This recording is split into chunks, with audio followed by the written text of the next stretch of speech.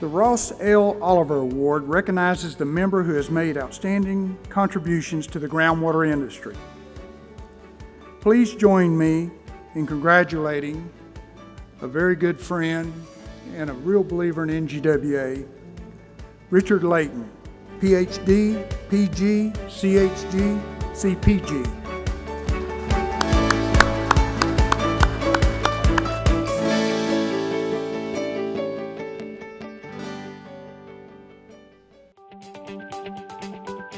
Next one, 80 feet with no wall.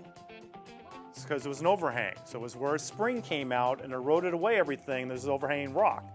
Dr. Laton has made it really evident to me that regardless of where you're coming from in life, when you come into his program and are able to work with him as an advisor, that he's going to propel you forward and he's going to give you everything that he has. So even though my background is a little bit different and I came into working with him as an environmental scientist, he's really helped me to see the value in understanding hydrogeology and understanding groundwater and how that ties into everything that I've been doing so far. There's just a couple different samples, right, from soil sampling. We have some grab samples that we grabbed from the cuttings coming up. Dr. Laton is a professor here at Cal State University and been here for a while.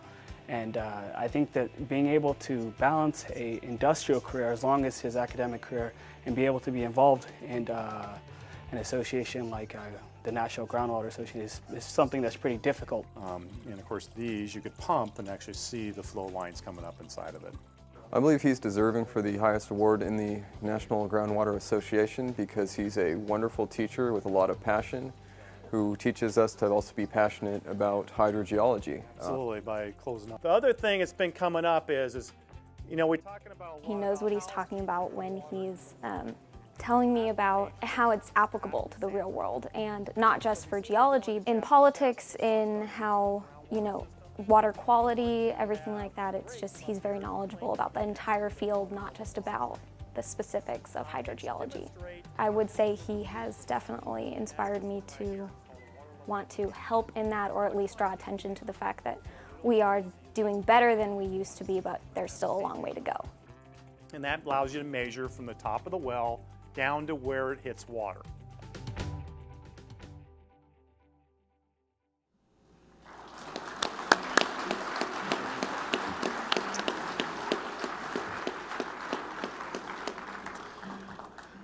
Thank you. This was certainly a surprise to even be nominated and certainly to be picked for the Oliver Award. I came from humble beginnings in this industry, and as a graduate student who had an undergraduate degree in oceanography from Minnesota. Now, that makes no sense, of course. But when I got to Western Michigan University, I had several faculty members who inspired me not only to become an NGWA member, but to get into groundwater. Mike Barcelona and Tom Straw took me aside, threw a drilling rig at me and said, "You're going to be a driller for the next 7 years." And so I got my hands dirty actually drilling.